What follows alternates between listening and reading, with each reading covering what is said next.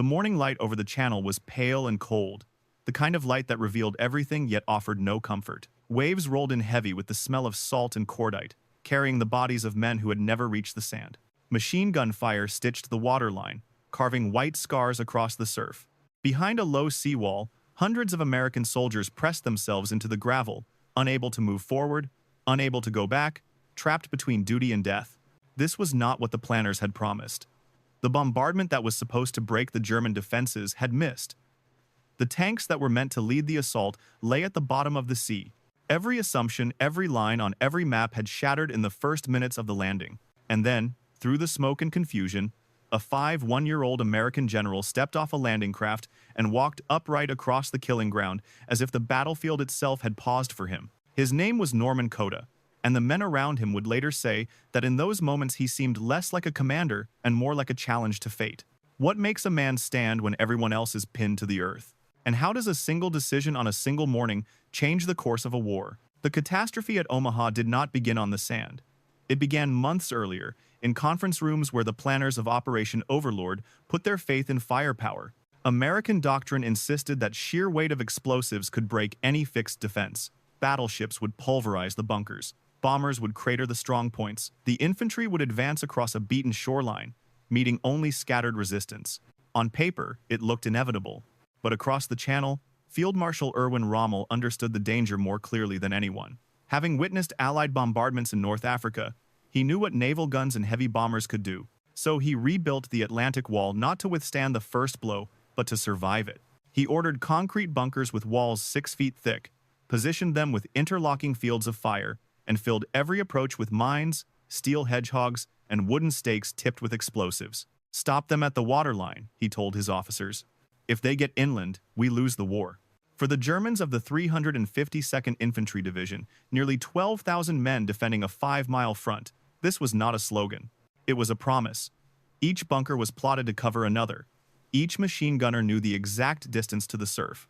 Each artillery crew had pre-registered every square meter of beach. If the Allies came, they would come into a geometry of death. At dawn on June 6th, everything Rommel had prepared suddenly mattered. The naval bombardment fired from too far offshore. Most shells overshot their targets, exploding harmlessly inland. Bombers dropped 13,000 bombs into empty fields, terrified of hitting their own approaching troops. Not a single German bunker on the bluffs was destroyed. When the first wave of American infantry approached the shore at 6:30 a.m., they were walking into defenses that were untouched, awake, loaded, and waiting. Company A of the 116th Infantry Regiment landed directly in front of a fortified strongpoint known as WN-71. As the ramps of their landing craft dropped, German machine guns opened fire with mechanical precision. 32 men fell before they even reached the water. Those who survived the first burst plunged into the surf carrying 60 pounds of equipment too heavy to swim, too slow to dodge. Some drowned, others were cut down as they tried to wade forward. Within 30 minutes, 96% of the company was dead, dying, or unable to fight. They had ceased to exist as a functional unit. Around them, the beach was breaking apart. DD tanks meant to support the infantry sank in the rough sea. Engineers carrying Bangalore torpedoes were killed before they could clear the wire. Radios shorted out in the water. Units landed in the wrong sectors. Officers were separated from their men, and entire companies dissolved under fire. The seawall became a graveyard of equipment helmets, rifles, packs abandoned by soldiers who could do nothing but press themselves into the gravel and pray the next shell was meant for someone else. The plan had assumed the defenses would be broken. Instead, the soldiers were. And Omaha Beach, 5 miles of sand and steel, was beginning to swallow the invasion whole. The turning point on Omaha did not arrive with a new plan or a sudden stroke of luck.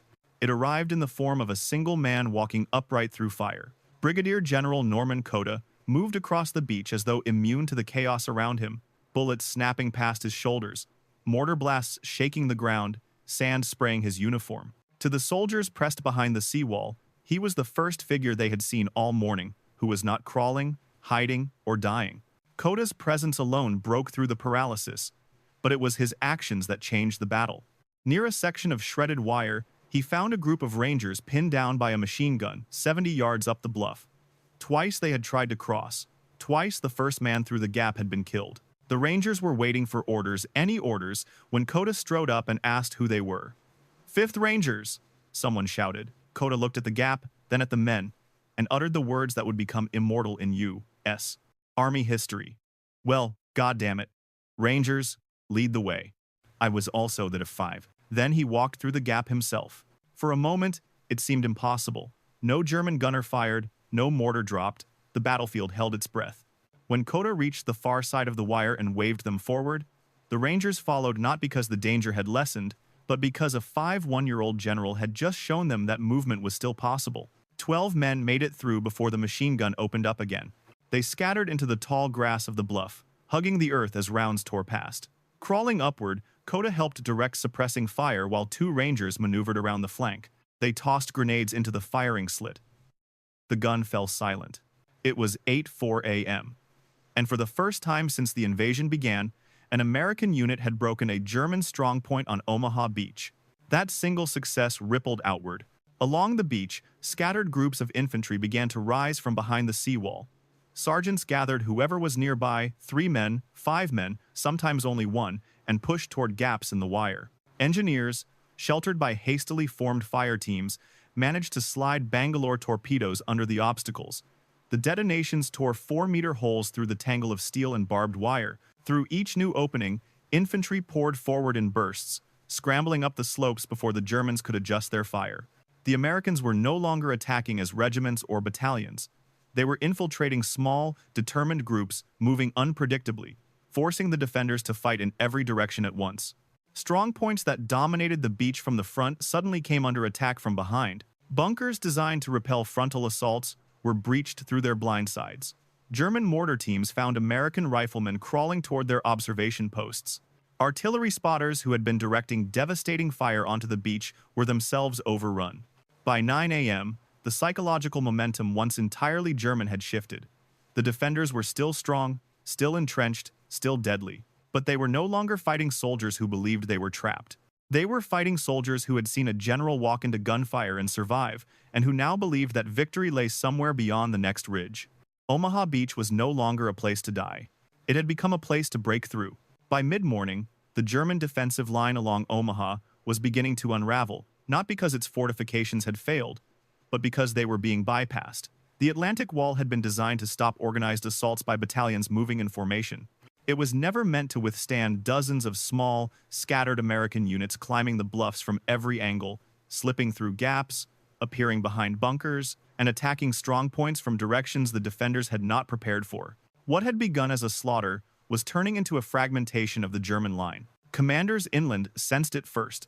Reports reaching Colonel Ernst Goth at the 916th Grenadier Regiment headquarters painted a picture he didn't want to believe. American infantry were no longer pinned on the beach. They were advancing slowly, bloodily, but relentlessly. At some strong points, German machine gunners were running low on ammunition.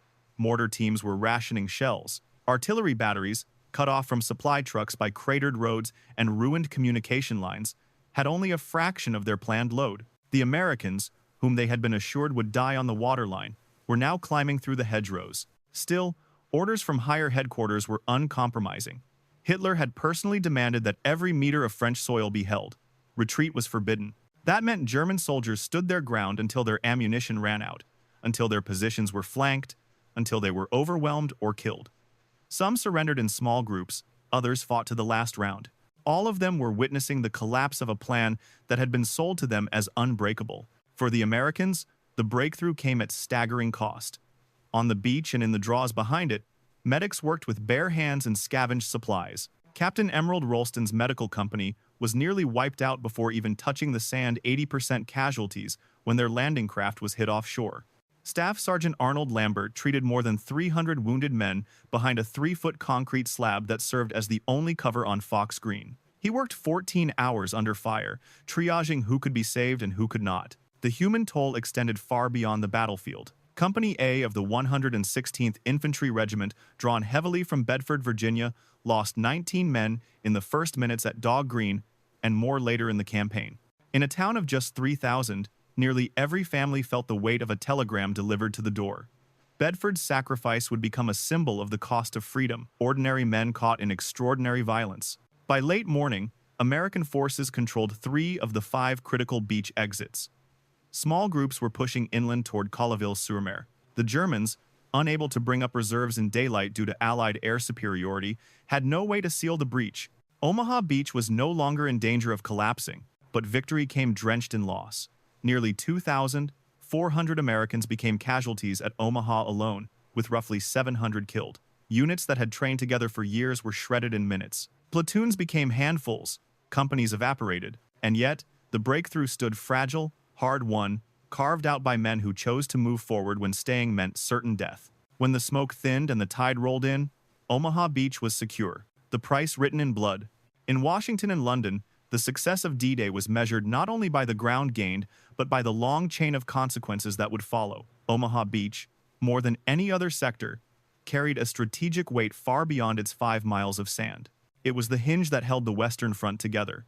Without it, the entire Allied invasion risked becoming a fractured, isolated assault, one that Germany could defeat piece by piece. The British and Canadian beaches to the east, Gold, Juno, and Sword, had succeeded in pushing inland with comparatively lighter casualties. Utah Beach to the west had also secured its objectives. But none of these landing sites offered the depth, the road network, or the direct access to high ground that Omaha provided. A failure there would have opened a 30-mile gap between the Allied forces, a void the Germans could exploit with concentrated counterattacks. Even divisions that had been pushed off the sand might have been forced back into the sea in the following days. American strategists knew that logistics were destiny. The push toward Paris and the eventual drive into Germany required deep water access, room for supply depots, and corridors wide enough to support armored thrusts. Omaha was the anchor. Without it, the front would stretch thin, supply lines would choke, and the momentum of the invasion so painstakingly built would collapse under its own weight. Across the world, the stakes were even higher. Stalin had long suspected the Western Allies of delaying the Second Front in Europe. Another failed amphibious assault, especially on the scale of Overlord, might have confirmed his worst suspicions. Desperation could have pushed the Soviet Union to negotiate a separate peace altering not only the map of Europe but the entire post-war balance of power. Instead, the breakthrough at Omaha sent a different message. The Western Allies were all in. They had bled on the beaches, endured catastrophic losses, and still pushed forward. It signaled commitment, resolve, and the beginning of a sustained offensive that Germany could not hope to reverse. For the American public, Omaha became both a triumph and a mourning ground. News of the casualties filtered home slowly, sometimes incompletely, but the broader meaning was unmistakable. The beach was a gateway not only to France, but to the liberation of a continent, the collapse of Nazi Germany, and the creation of a world shaped by Allied victory. Omaha mattered because the world after 1944 would be built on what happened there. In the quiet hours of the evening, long after the smoke of battle has drifted out to sea, Omaha Beach looks ordinary, just another stretch of sand shaped by wind and tide. But history is not written in what a place looks like today. It is written in what it demanded of the people who stood there. And on June 6, 1944, that narrow shoreline demanded everything. What happened on Omaha was not the triumph of a flawless plan. The plan had collapsed before the first wave reached the sand. It was not the triumph of overwhelming firepower. The bombardment failed, the tanks sank, the radios died. Instead, the breakthrough came from men who understood that even when strategy falters, courage does not have to. It came from sergeants gathering shattered squads, from engineers crawling forward with explosives, from medics saving lives with torn bandages and bare hands. And above all, it came from a general who walked into gunfire because someone had to show that the impossible could still be done. Norman Cota never sought glory for what he did at Omaha. His tombstone at West Point makes no mention of the beach, no reference to the moment that shaped the entire invasion. Yet his legacy runs through every ridge his men climbed, every bunker they cleared, every decision that turned despair into forward motion. Leadership is not a medal. It is the quiet force that makes others rise when everything around them is falling. The liberation of Europe did not begin in speeches or war rooms. It began when men who had every reason to surrender chose instead to move one step inland. Those steps taken in fear, exhaustion, and determination changed the fate of nations. They formed the first cracks in the wall that would eventually collapse the Third Reich. And they remind us, even now, that history turns on the courage of individuals who stand their ground when the world needs them to. As you think about their sacrifice, consider this. What lesson do we carry forward from a day when the cost was so high and the future so uncertain?